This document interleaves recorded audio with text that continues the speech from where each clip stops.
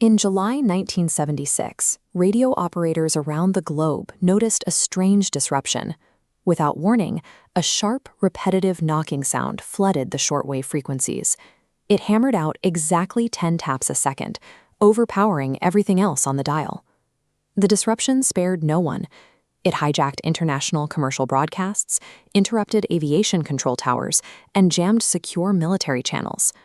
Because the source was unknown and the timing aligned perfectly with peak Cold War tensions, theories spiraled.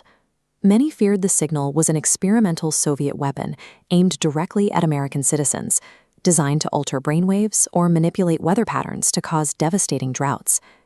Amateur radio operators formed a coalition they called the Russian Woodpecker Hunting Club. They fought back by tapping their ham radio microphones in synchronicity with the pulse, attempting to broadcast opposing signals to force the Soviet operators to change frequencies. By comparing signal arrival times across multiple continents, those civilian researchers narrowed down the source. Their triangulated lines converged on a single, unmapped patch of forest in northern Ukraine, barely 12 miles south of the town of Pripyat. What they had found was Duga-1. It was an over-the-horizon radar installation, a colossal wall of steel stretching nearly half a mile across and towering 150 meters high. The Soviets built it to detect incoming American ballistic missile launches. Traditional radar beams travel in straight lines. Because the Earth is round, a standard radar beam shoots straight out into space, completely missing objects like a low-fly missile hidden below the planet's curvature. To fix that blind spot, Duga used a technique called skywave propagation. It fired high-frequency radio waves upward, so they would bounce off the ionosphere, the upper layer of our atmosphere filled with charged particles. The signal reflected back down to Earth thousands of miles away, bouncing back and forth to locate targets over the horizon. Gathering the weak, returning signal required massive receiving antennas. The array uses what are known as Nadonenko dipoles, these distinctive horizontal birdcage structures. Their hollow, wide-diameter design allowed them to capture the broad bandwidth needed for wide-area radar tracking without collapsing under their own immense weight. The returning signal was incredibly faint, buried under layers of atmospheric static. To isolate a potential missile launch, the Soviets relied on the K-340A supercomputer, capable of 1 million operations per second. Technicians worked around the clock to filter the noise. Constructing this system cost an estimated 7 billion rubles, more than twice the price of the nearby nuclear power plant. The Soviet military gambled a massive portion of its budget on experimental physics, resulting in a steel monolith that dominated the Ukrainian skyline. A structure this large required a small army to run. The government built a restricted military town called Chernobyl II to house thousands of engineers. It had its own hospital, cinema, and hockey rink, yet it existed entirely off-grid, hidden from all public maps. Transmitting a signal capable of reaching across the globe required roughly 10 megawatts of power. To guarantee an uninterrupted supply, the radar array was strategically positioned next to the brand-new Chernobyl nuclear power plant, connected directly by dedicated heavy-duty transmission lines.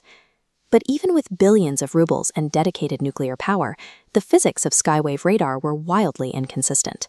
The system missed single missile launches roughly 10 to 20% of the time. The ionosphere itself was the biggest problem.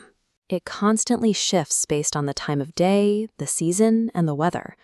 Because the Soviet radar bounced its signals directly over the North Pole, solar winds and auroral activity routinely scrambled the reflections, blinding the operators. Despite projecting an aura of terrifying omnipresence, the Russian woodpecker was a heavily compromised machine. It was built on theoretical science that couldn't beat the weather, entirely reliant on a nuclear reactor that hid its own fatal design flaws. At 1:23 a.m. on April 26, 1986, a series of errors during a safety test at Reactor 4 triggered a steam explosion. The blast threw the 2,000-ton upper shield through the building's roof, exposing a graphite fire that pumped radioactive isotopes into the atmosphere. As the radioactive plume drifted southwest, alarms blared inside the radar's control rooms. The facility's ventilation systems began sucking contaminated air directly into the data centers. To prevent the computers from overheating and frying their delicate circuitry, the crew had no choice but to shut off the multi-million ruble system. operations stopped immediately. The highly trained computer engineers and military guards stationed at the Duga were quickly drafted into the disaster response. They joined the ranks of the liquidators, filling sandbags and shoveling radioactive debris around the fractured plant until they reached their maximum radiation limits. The government evacuated the secret city of Chernobyl too, sealing buildings and leaving the equipment to rust. By the time it was safe enough to consider reviving the site, the Soviet Union had successfully launched a network of satellites equipped with infrared telescopes.